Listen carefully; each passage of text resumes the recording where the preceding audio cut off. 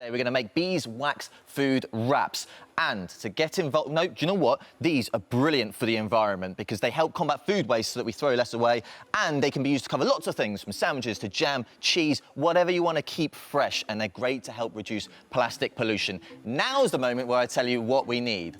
Beeswax pellets. For a start, we need some colourful fabric. If you can recycle it, that's brilliant. Some scissors, a baking tray, and some tongs, and an adult to help you, because step one is to preheat the oven to a very low heat, around 90 degrees, or a low setting, whatever suits you, as long as it's a nice low heat. Next up, Curtis, we need our fabric, and we need to draw a nice little square on the fabric to be about the size of whatever it is you're trying to cover. In this case, a very small sandwich. So we need to cut this out like so. And while we do, Curtis, tell me, how did you get into the whole artistry, if you like, of bees?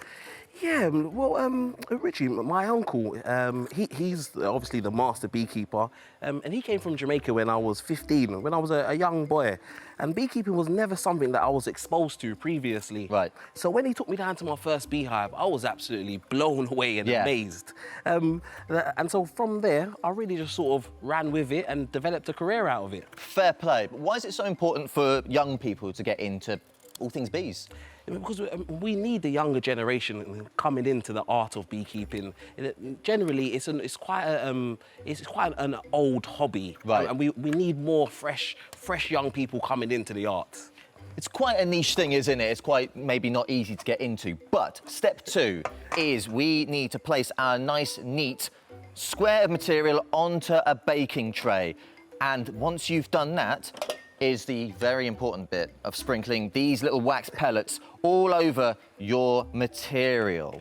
Now, you mentioned, Curtis, you mentioned that wax is a waste product of bees. Does that mean what I think, that they poo out wax?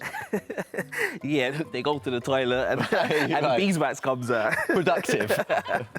No, I'm just kidding. Right. The bees actually have wax glands on their back, and they actually secrete the beeswax, and and they use it to cap over the honey, and it keeps the honey sort of very fresh and pure, and like that, it can last for years. Wow. So we're sort of learning from the bees doing exactly this, right? Yeah, the bees are teaching us the best way. Love that. Right, next up, grab an adult to help you out with this. We are going to be placing, with oven gloves, your tray of material covered in wax into the oven for 4 to 8 minutes, just until the wax melts. I nearly closed that because I need this. Next up, it will look a little something like this. Make sure you use those oven gloves because it will be very, very hot. And still, without touching the baking tray, grab some tongs, like so, and hang it to dry on a washing line for about 1 minute. And then, well, in fact, Curtis, you can do the next bit. Here's one I made earlier. The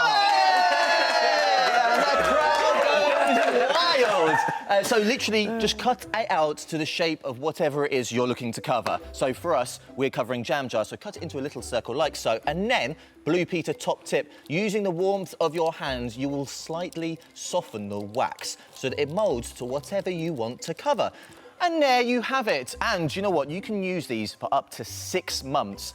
But to clean them, all you need to do is rinse them under some cold water. Make sure you dive on the Blue Peter website for all the information. And Curtis, just before you leave us, have you got any more bee facts for us? Did you know? Probably not. In order for the bees to produce just 1 teaspoon of honey, they have to visit over 1,000 different flowers. Wow!